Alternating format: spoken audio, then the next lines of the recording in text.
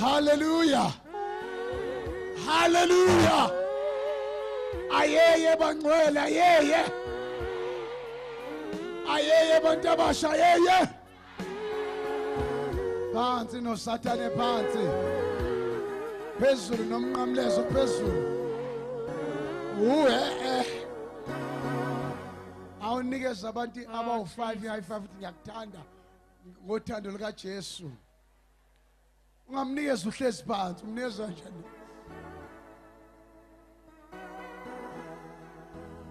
Mama umsandi wekhuphuka. Jonana. Jonana. Jonana. Jonana. Jonana. Jonana.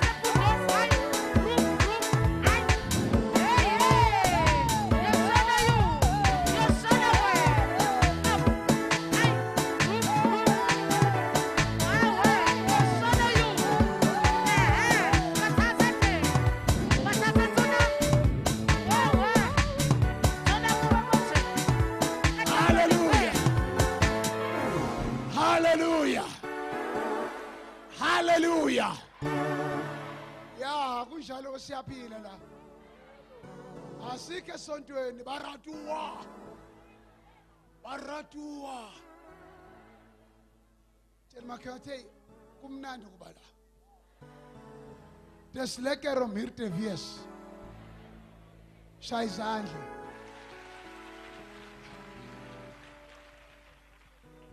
Siyabingelela ingcekwini men and women of God. Egameni likaJesu ke mashayile izandla sho amen omkhulu. Manje ngiyaxeka khona siyadansa khona ngathi amaplango nje. Besifazane siyatshekula khona ngathi amaplango athi babo.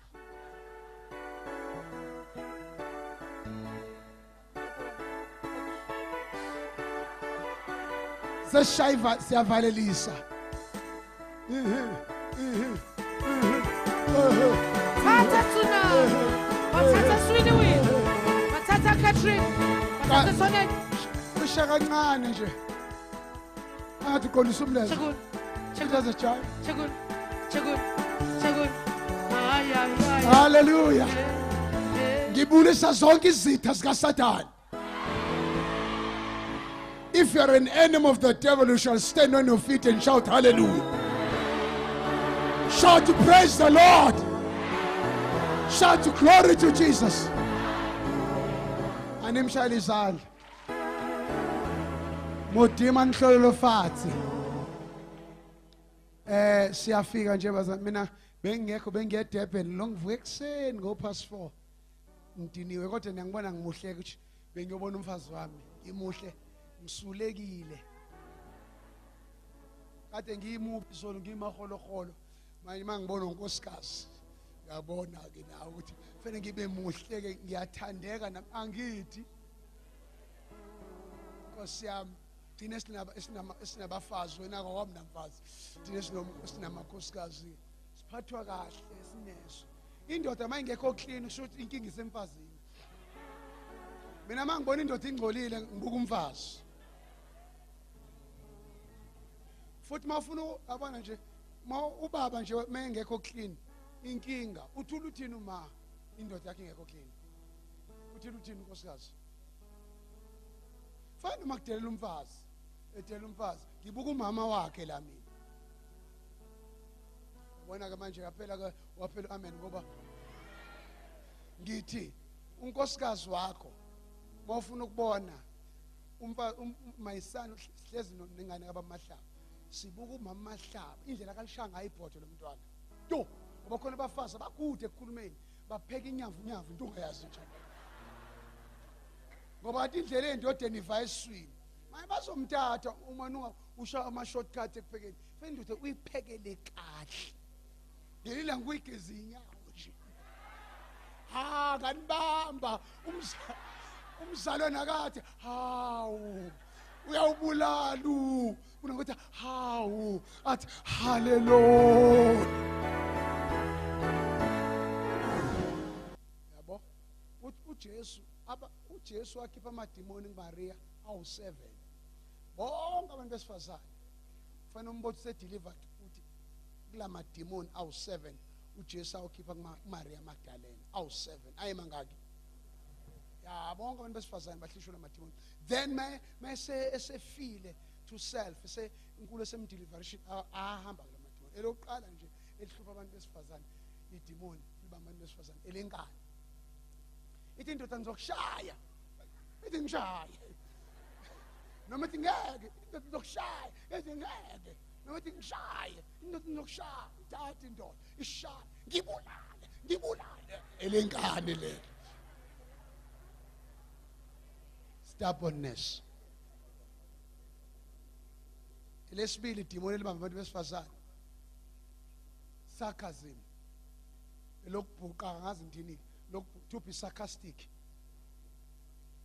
uthi yazi ayinhle le mpahla yakho kusho umuntu esifana hey ngani yazi ayinhle le coat yakho ama 1000 amangaki ebothi impahla kaphepho le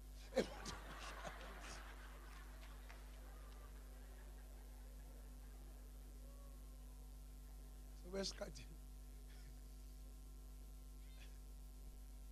maqwathi uthatha umnikelo mina ngizothatha oba mahlaba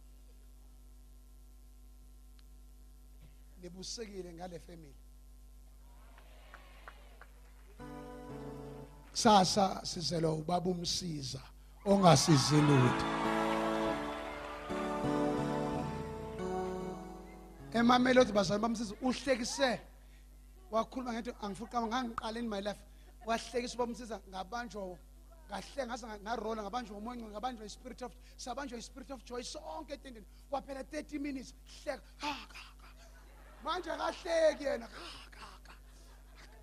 uwesi ke manje uwesi yabanje ubamsiza uphela istress meshumela uhlekisa ngizothakalishwa leli joke ngeke ngilisho mina izosho yena mayibonke inkosi sizonikela namhlanje sezinjani tshela makhona asanikela maqwati asithatha umnikelo khona sisithe ufuna ukufakaza la opledge la engenamali apledge ngemali enkulu pledge ngo200 rand engenamali oza la azofakaza gibela phezulu lapha hamba ngestep nazo ngiyayithanda ne-hairstyle yakho ngoba kufuneka umuntu wesifazane oza mntana yes good uzofakaza akufuneka yabo zinhle nini zakho akufuneka umuntu wesifazane zibe ne-growth inwele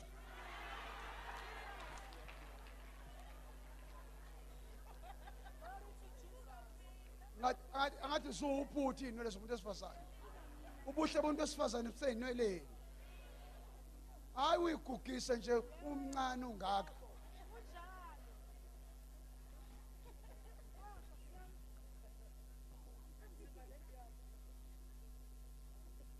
awuyiklini inwele zakho ngathi zihlala intwala sisa usitshele kima ngilibiso lawo Ropiwa Pel Mufando. and Stefan sawo Mufando. udula kayi Tutuman Ngasela Skate. uyabereka Yes. I'll testify. Ndirum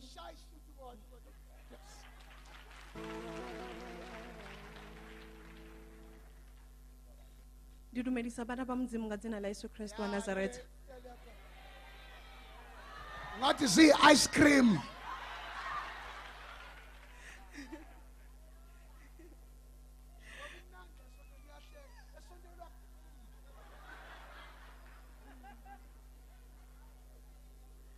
Ndidumedisa bana bamzimu ngadzina la Yesu Kristu wa Nazareth. Sengokuthemile ke mfundisi. Ngithi ngibingelela abazalwane ngegama lemfela uJesu Kristu. What happened uma ngipledge bengipledge nge200 and I said to the Lord God la khona la itendeni nge200 and I've got a lot of things that I need to like obligations that I need to pay for. I need to pay for my fees, I need to pay for all of these funny things. And then I said, God, izophuma phle 200 okokuqala. But anyway, I came up front and then ngathi no, I'm going to pledge nge200. Uma ngiphambili I had things that I needed God to do in my life at that point in time, and I said to God, ngimela ubaba umfundisa mela ngathi if that man just speaks a word that will address my situation, I'm going to increase the pledge to 500 rand. Benganayo ke, because I had to pay my fees and all of those things that, like I said. Before abasesikolweni beyideduct imali ngasitshela ukuthi ngizoyidonsa le 500 bathola ukuthi kusale incane and then ke I'll see it next month. What happened was before I could deduct the money, I had a car accident, and ngabona isandla sikaNkulunkulu, the hand of God protected me through it all. I came out of that car accident without a scar, without anything, but izinga the driver weight, it was so high. I was like, God, really, you are able to protect and to shield your children. Uma ngiphuma ku car accident again ngaya eklinik ukuthi bangihlole, and then udoctor wathi no, I need to ukuthi ngingayi emsebenzini, and ungibook off 2 days. In those 2 days I was saying ukuthi ngizoyideducta le mali bangakafiki abasesikolweni. Yeah, I couldn't do that. Ngapha mama ngithi ngiyodeducta imali, all of the money is gone. And I said, God, le 500 izophuma phi? I was like, oh my goodness, what am I going to do? But I was like, you know what, a pledge is a pledge. I need to uphold what I said to God. And I said, God, make a way. I'm just going to have to find the money and bring it konala. Well, I did some tricks. I got the money. I brought it here. Uma ngileta lana, although on that day mangithi umfundisi if he can speak to my situation I'm going to increase it. uNkulunkulu wathi tu. Nothing happened. Ngathi ekhaya, okay, you didn't speak, I'm going to give you 200. Ngathi I spoke to myself again and I said, you know what, I can't argue with God. Even if he didn't address my situation that day, I'm still going to give 500 rand. What happened today, Msebenzini, was that I had nothing. I gave the money away. I was like, God, I'm hungry. Msebenzini. Ngathi baba ngikhalela chocolate. And I said, God, you know what, I'm just going to take my money yokugibela, go buy myself to console myself. I'm going to buy myself a chocolate. And I said again, no, ngiyayidinga le mali ukuthi ngigibele. Anyhow, I took ama bank cards wam ngaya ngaku ATM and then ngafaka A1 vele like my dad had said, good, no, relieve yourself, tata i50 rand from that. But my dad had a funny thing about the PIN number. It was incorrect. Yati invalid PIN. I put the bank card ngiyaziyo kahle ukuthi ngeke ngaya eWoolworths yati insufficient funds. Well, ngathumela omunye ngoba bengazi ukuthi vele ayina next. So, umang ngifika ku ATM ngiyayifaka. I'm just expecting that thing ezothi insufficient fund, keep it sleep some, then you see the 00. What God did was like ngapressa i50 rand. And then I'm expecting the slip. Yaphuma. I was like, yeah? I think I nearly fell off because law or security. Athi yini uhlushwa imali. I was like, you know what, let me just see ukuthi kunamalini ngayidonsa yonke.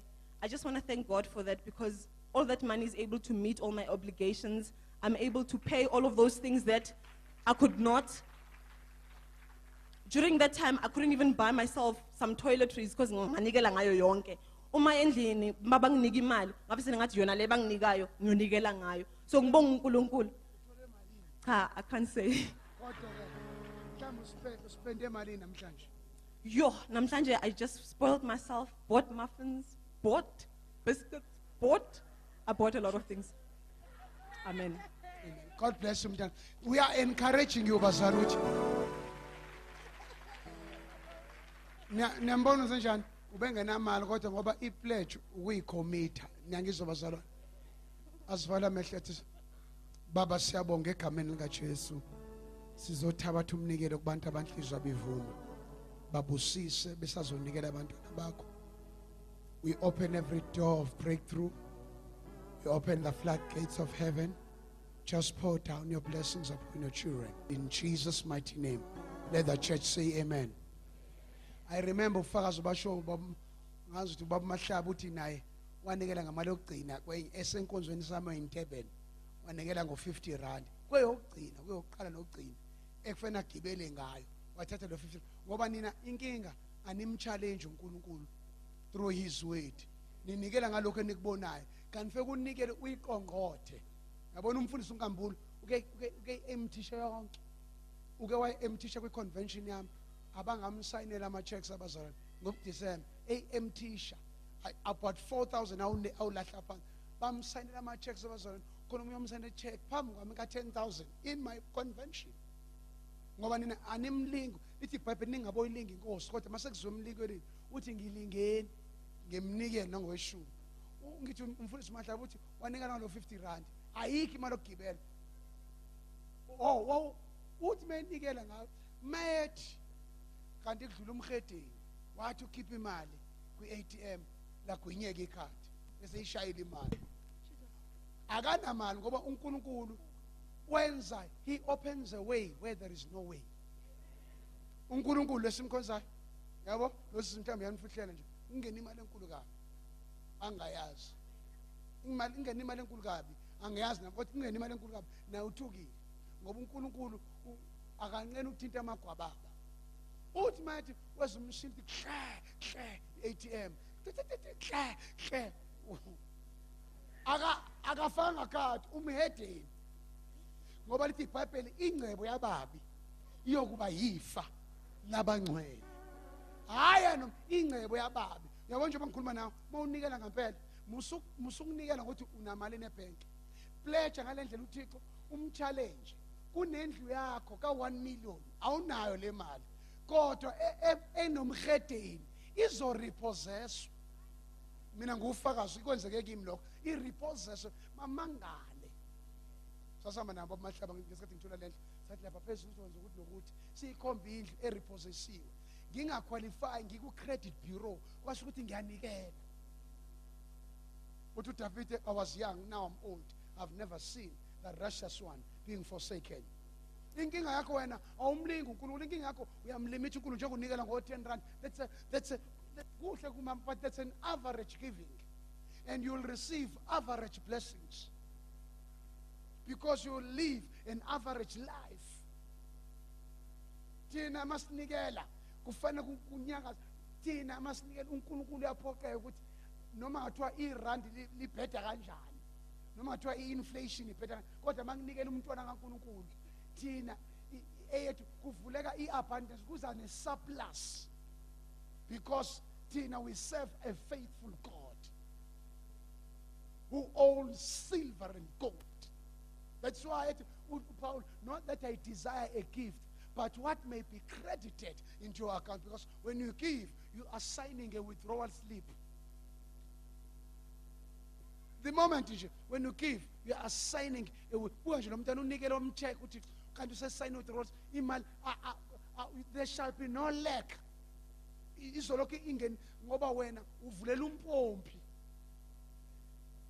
I think let you struggle if you answer with an understanding. Food, flesh you are complaining, take tongue, flesh. Akanqena uthi singene ka spare kudliwa imali 1000 rand. Kodwa masise kuzonikela la unikela uNkulunkulu 10 rand. Uyinkinga ukukhipha nje 100 rand ubona ngathi imali enkulu ngoba inyama mawungakanikeli uzubuhlungu abakanikeli. You must feel the pain when you give. Simeke nyawo. Namhlanje sizoza the man of God, the apostle. Amen. Phamisa izandla zakho. Uthi moya ingcwele ngiyabonga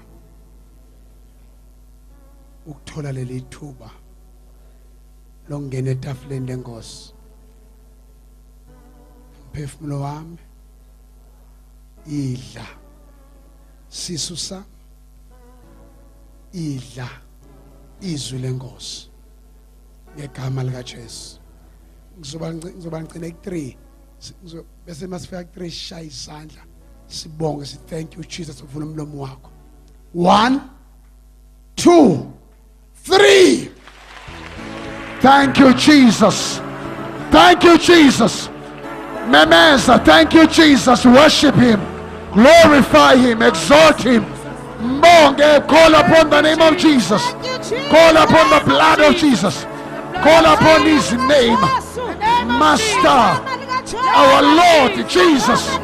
Rekemosh yanta, Rabakamosh. In the name of Jesus. Thank you, Lord. Thank you, Master. Thank you, Jesus. Yes, Lord. Yes, Jesus. Thank you, Lord. Ladies and gentlemen, lendoda ke baza ifuna i-attention yakho. Monna batla mo mamedisise. Uvula indlebe yakhe komoya. Bule tsebe ya hao ya moya. Akayena umuntu omemeza kakhulu. Asimthi ahweletsang. Indoda evusa uNkulunkulu Ke mohlanka modimo tsusweng ke modimo. is a real apostle. Ke mo apostola wa nnete.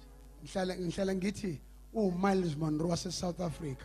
Ke atisa hore ke yena Miles Monroe wa South Africa. I-message yakhe ukwazi ukukhipha ama-message awufoma umvangeli.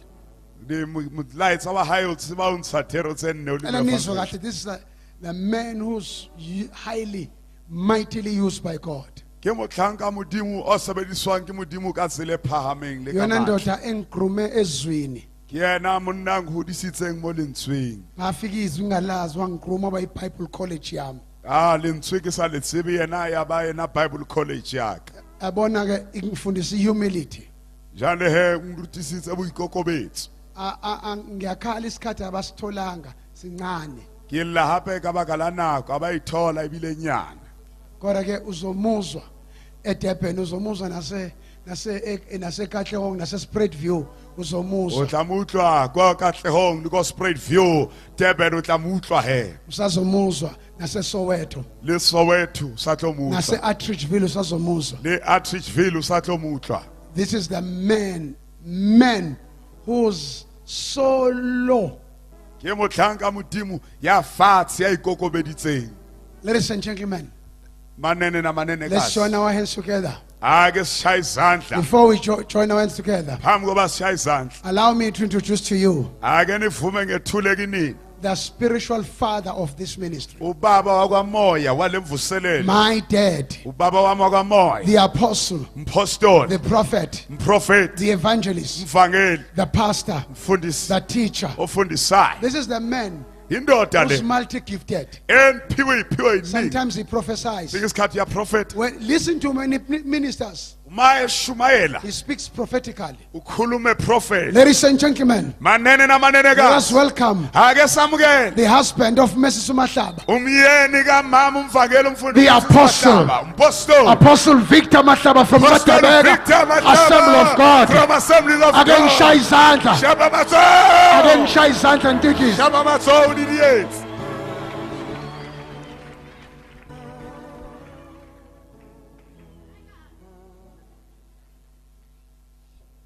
Mangibingele baba usithole my greetings to Pastor Stole indoda uNkulunkulu ayivusile kulezi insuku zokugcina. motlhanke modimo mo tsitseng matsatsi a o qetela Abafundisi bonke abakhona baruti kaofela ba leng teng ngibingelele obaba nomama abantu abasha nabantwana egameni kaJesu Kristu. Amen. dumedisa kaofela bomme le bontate batho ba batjha ka lebitso la Jesu amen Ngingayilibali i-team nayo kakhulu. sa ilebale team ya God's Army le yona kaofela Siyambonga uNkulunkulu ngokuzinikela kwabo. re a leboha modimo ka o inela ha bona Bese ngibingelela ke othandiweyo wami ebe se a dumedisa moruti moratuwa wa hae incekukazi kaNkulunkulu. ke le gabunyane la modimo Nami ngimi ngiyathuthumela ngoba ngime enyaweni zakhe la. le nna ke eme ke a thuthumela bane ke eme maotong a hae uNkulunkulu uyamsebenzisa ngendlela emangalisayo. modimo ya mo sebedisa ka tsela e makatsang And siyambonga uNkulunkulu ngamadoda njengoba busithole uNkulunkulu avusile eSouth Africa. re leboya modimo ka bahlanga ba modimo ba tshwanang le moruti Sithole ba modimo wa ba thusitseng South Africa Senhlizweni yami bonke abasindisiweyo bamkhulekele babusithole umo pelong ya ka re kaofela re bazalwane re mo rapelle moruti Sithole ngoba ngezinto engiziye ngizibone nje kwelikamoya izinto uNkulunkulu amlungiselele zona afuna indlela afuna umsebenza ngayo. ubane ka dintho tse ke di bonang ho la moya tse modimo dintho a mo lokiseditseng tsona ba tla mo sebedisang ka tsona Lokhu osekwenzekile uNkulunkulu ekwenza ngempilo yakhe kuncane kakhulu kunalokho asazokwenza ngempilo yakhe. sena se etsehileng ho honyane haholo ho na le seo modimo a sa tlo se etsa ka bophelo ba moruti Sithole Mangidlulise nje ukubonga ukusupporta kwenu ukuza kwenu ngoba lemvuselelo ukuze ibe ne success ukuza kwenu nokunikela kwenu umkhuleko nangobukho benu nangemnikelo yenu uNkulunkulu aze anibusise. ke leboha hape tshehetso ya lona boteng ba lona o rapela ha lona o nehela ha lona boteng ba lona kaofela ntho tse le di entseng modimo a le tlhonolofatse Asikuthathi kancane lokho a se ntho e reng kang hanyane eo ngoba time is money. bane yona tjhelete nako ke tjhelete So this 2 to 3 hours umspenda la intending yona di hora tse pedi tse tharo tso di tshollang mona tenteng time is a very important commodity in man's life. nako ke ntho e botlhokwa mo bophelong ba motho So ukuhlala ezituleni nilalele uNkulunkulu nidumise nenze yonke into spending time here nidele ama programs enu nidele yonke into yasemakhaya ama commitments onke nize la uNkulunkulu ukujotha phansi lokho.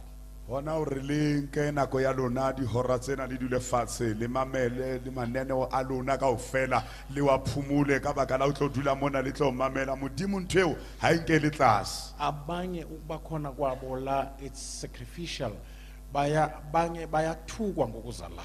ba bang o tla ha bona mona ba bang ba ruakiwa ka baka la o tla mona ba etsa ntho e tshwanang le setlhabelo Abanye bavalelwa kuvulwe mhlambe very late bapunishwe ngokuthi beza la. ba bang ba kwallwa di dihekeng le menyako ho bulwe ka mora nako e telele hobane ba otlelwa o tla mona mo tenteng Isicelo sami ukuthi hold on, yena kopo ya ka le kgothatso ya ka ke hore tshwarella the reward is on the way.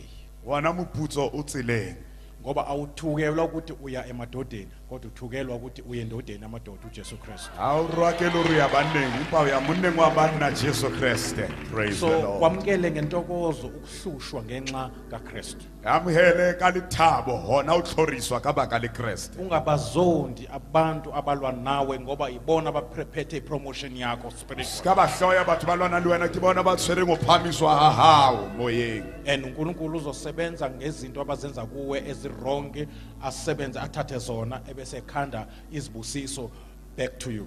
Thotse mpitse ba di etsa mo wena modimo lo di sebedisa etse wena matlhonolo ka tsona. Ngicela ukugxeka kwabo nokuthuka kwabo na yonke into ebuhlungu abayikhuluma phezulu kwempilo yakho ungayithathi njengesiqalekiso kodwa ithathe njengomanyolo and then okuphuma kuwo isivuno esihle. Ho rwakiwa hona le o bua hampeng ka jwale ka manyolo ho tswa kotulo e ntle ka o. Umanyolo awudliwa Manyolo na ha o jiwe.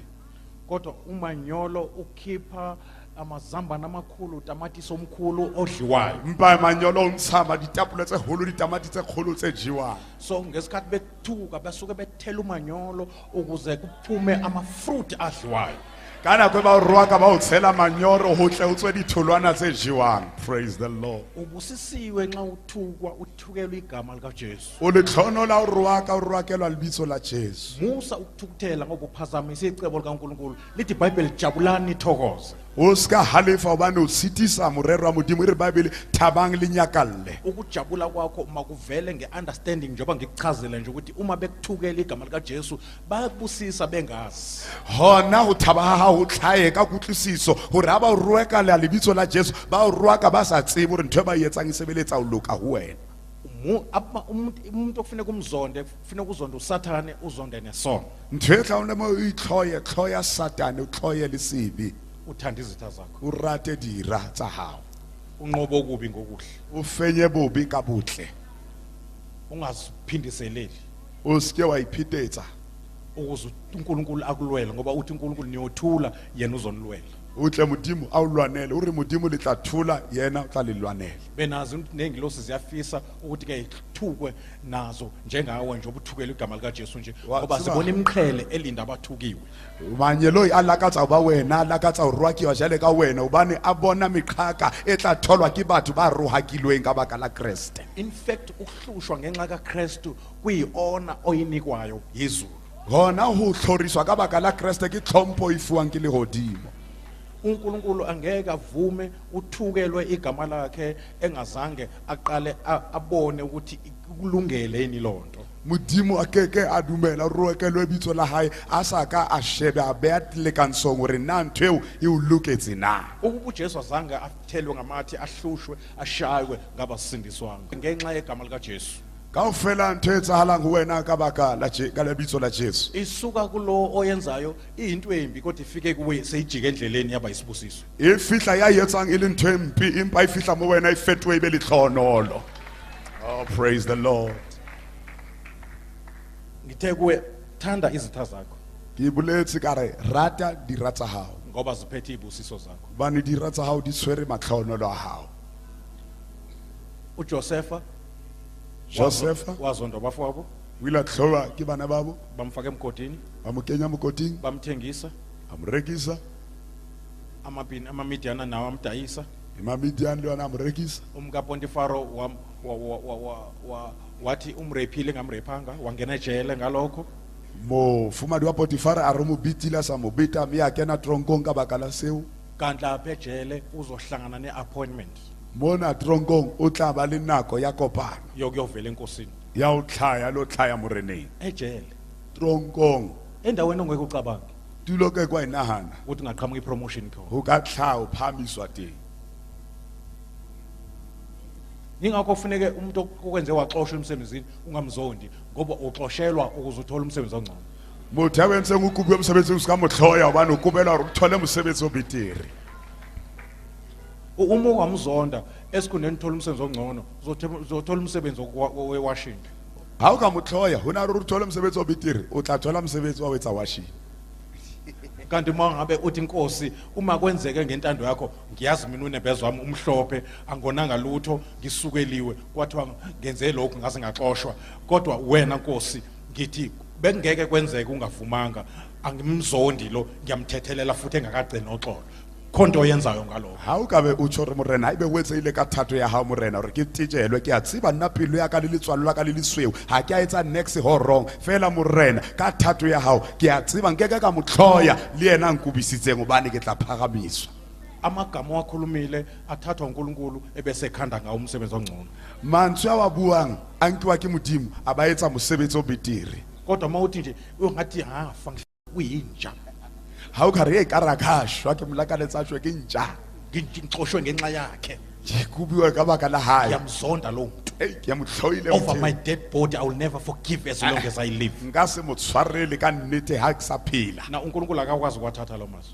jwale modimo a khone nka mantswe ya athathwa uSathane a nkiwa ke satana ebese ekhanda ngawo izinto a ba etsa ka yona dintho zokuthi ungaphumeleli tsa hore wena se ka tleha ngoba uSathane akanazi ikhali ka bane satana hana dibetsa uzinikwa uwe o fuwa ke wena dibetsa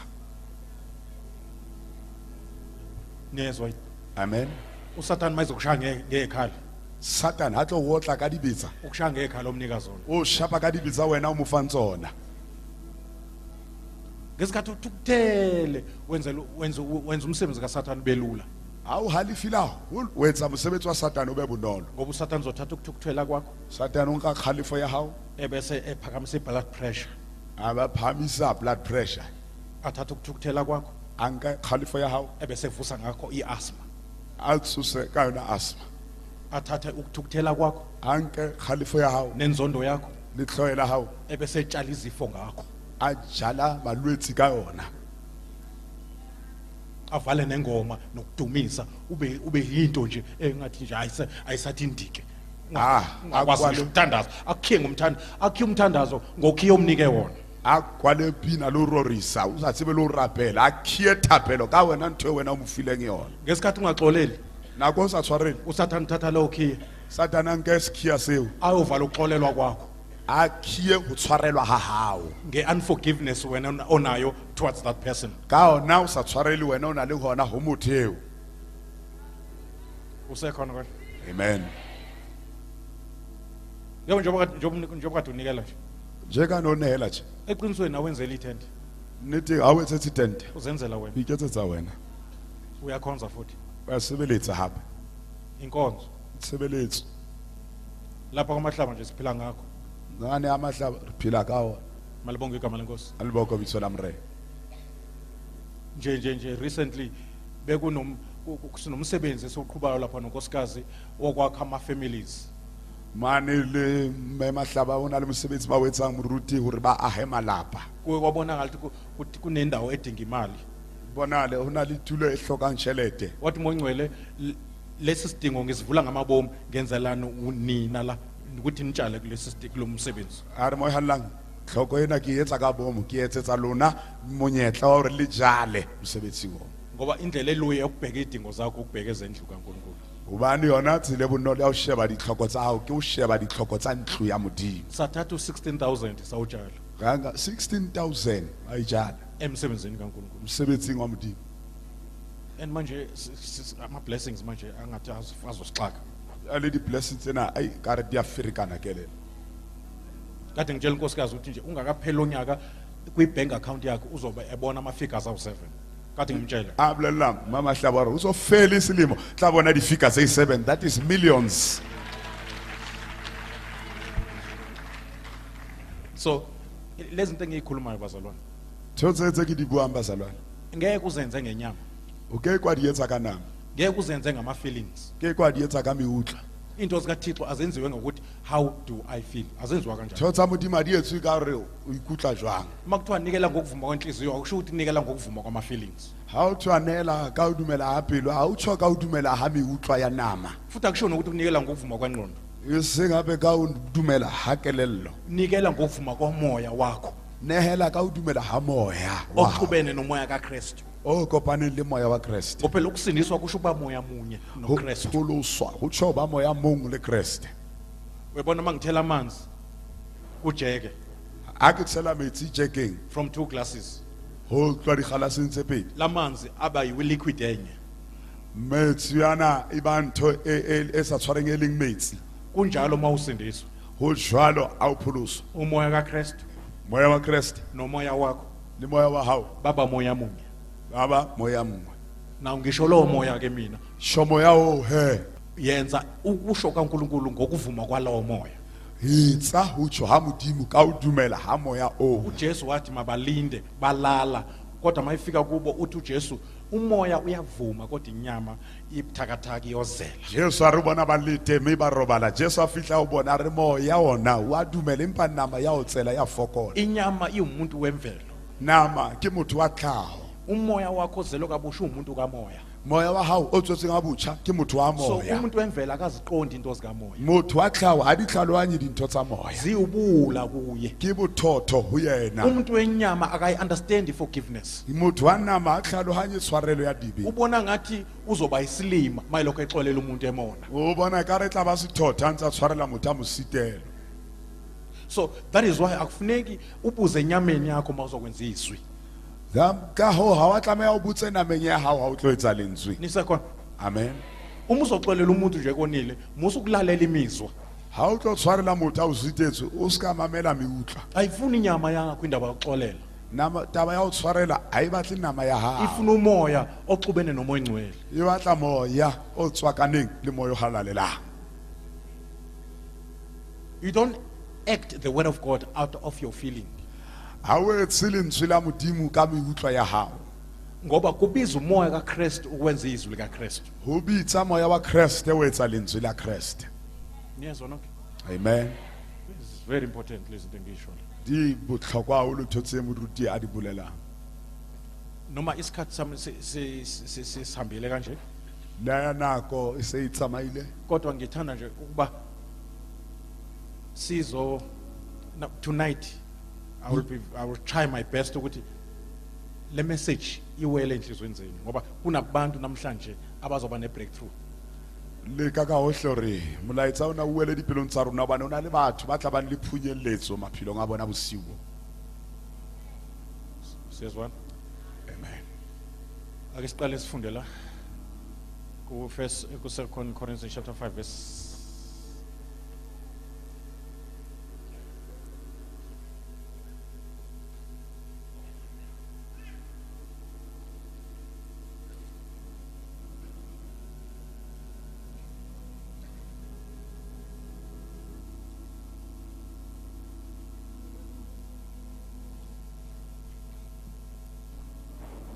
asifundele ophethe iBhayibheli lesizulu verse 17. Ngoba seKorinte besibili chapter 5 verse 17. Kanjalo uma umuntu ekuKristu uyisidalwa esisha okwakuqala kudlulile bheka sekuvele okusha. Siyabonga. Sibongele izwi. baba wethu onamandla onke senkosi yethu Jesu baba wethu ohlele ehlaleni sobukhosi baba lithi izwi lakho you are presiding baba onamandla amongst the gods you said in your word that we are gods ingako sithi wena unguNkulunkulu wonkulunkulu futhi uyinkosi yamakhosi ingoba thina singamakhosi baba onamandla wonke you are the Lord of lords. You have made us lords and made us priests and kings. Thank you, Father God, for speaking in our midst.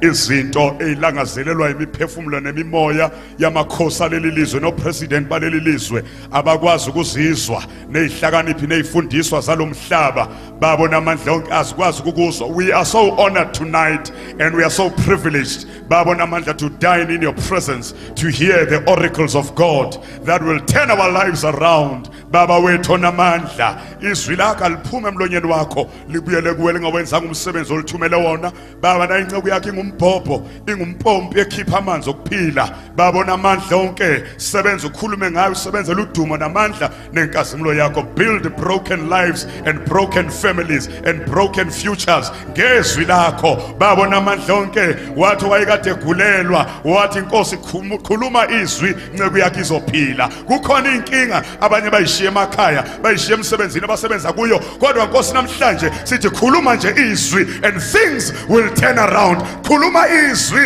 and we'll have a bright future. Khuluma izwi ubumnyama buzodeda. Khuluma izwi and the sick will be healed. Ababoshiweyo bazokhululwa babona amandla thabatha udumo nenkazimulo nobungcwele nobukhosi kuze kube phakade naphakade ngoJesu Kristu inkosi. Amen.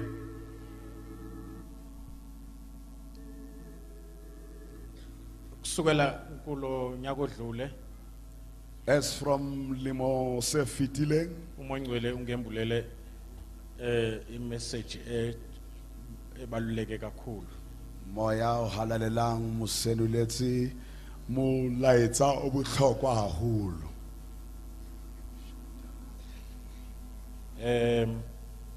Ukuthi siyasindiswa kodwa uSathane uyasirobha ngokuthi sidwele in the past. Amanxeba adaleke in the past angapholi. Hona uphuluswa re ya phuluswa fela Satane wa re qhekanyetsa hore maqeba a ile a etseya mo bophelong ba rona ba khale a ska fola. Now leli verse lithi uma ubane uKristu uyisidalwe esisha okudala konke sekudlulile. Iri timana yena ha motho mang le mang a le ho Kriste ke sebopua se setsha tsa khale kaofela di fetile. Now uSathane uyasirobha ngokuthi sisindiswe ezonweni kodwa singasindiswa kwi-past. Uya re qhekanyetsa Satane hore mo dibing hona re phuluswe empa letswa morao la rona lona re ska phuluswa ho lona. Ngizocela ke sifunde futhi lapha kumaHebheru chapter 12 verse 14 and 15. Buka ba Hebrew Karolo 12 verse 14 and 15. Re tse ka pele fela. Hebrews chapter 12 14 and 15 verse. KumaHebheru chapter 12 verse 14. Verse 14. Zamelani ukuthula nabo bonke kanye nokungcweliswa ongenakho angeyibone inkosi. Niqaphelisise kungabikho osilelayo emseni kaNkuluNkulu. Funa kumile impande imbe ebabayo inixhobise ungcoliswe abaningi yiyo. Malibongwe igama lenkosi. Amen. Ukhona ophethe English ungasifundela mfowethu ngale man of God. Verse 14 and 15. Verse 14 from King James Version, it reads as follows. Yes. Follow peace with all men. Follow peace with all men. Yes, wakala bakwethu. Yes. And holiness. And holiness. Yes. Without which no man shall see the Lord. Without peace and holiness, man cannot see God. Verse 15, looking diligently lest any man fail of the grace of God. The Bible says we must be careful.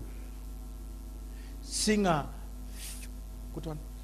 Looking diligently lest any man fail of the grace of God. Lest any man fail of the grace of God.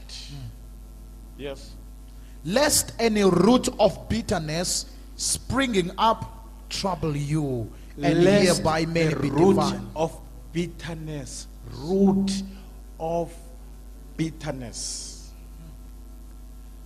That root springs up, kushuthi it germinates Le mpande ke yenza njalo iyakhula kanjani. and trouble you Bese ke iyakuphazamisa noma ikufaka enkingeni. and defile many around you. Bese ingcolisa abaningi abakuzungezileyo. Ngizokhuluma namhlanje ngenkinga esihamba nayo nesikhonza nayo, khulume ngeroot of bitterness. Ngibatla bua ka bothata bo re tsamayang le bona re sebeletsa le bona ke motsu wa ubaba moyeng. uNkulunkulu uthi kuJeremiya ngikunike ilungelo lokuthi uproot uphinde utshale. o re modimo Jeremia ko file tokelo ya hore wena o mutsulle o phete o jale. uJesu mayeqalekisa umkhiwane lithi iBhayibheli washa from the roots. Jesu a re wa ka sefate sa feye e re Bible se ile sa tjha ho tloela fatshe metsung. Nisakona? Amen.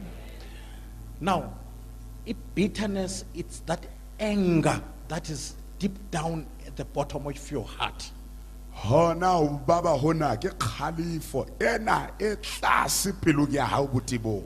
It's poisonous. Yona e tletse chef. Umuntu obitha ngaphakathi onenhliziyo nenyonge babayo he is drinking that poison with the hope of seeing ama enemies akhe dying. Motho ya na le o baba mona mo pelong ya hae ka pele e bohloko o nwa chef yeo a batla dira tsa ya di lakaletsa hore di ishwe. Bitterness is sin against God. Hona o ba le moya o babang ke sebe ho modimo. You fail the grace of God. Wena wa latlehelwa o hlolehe mohaung wa modimo Ngenxa yempande babayo enhlizweni. ka baka la mutsu o babang mo pelong. Now, before ke sijule kulento lempande, kufanele siqale sibone isidi ngoba impande ayikho isidi ingekho. Pele re tibe tabeng ena ha re tlameha re tswele pele re soka re bona taba ya peo hobane ha o biteng mutsu ka ntle le peo. Amen. Praise the Lord. And nempande ayimili njeni. Ayimili emkhathini, impande imila enhlabathini. We must see the seed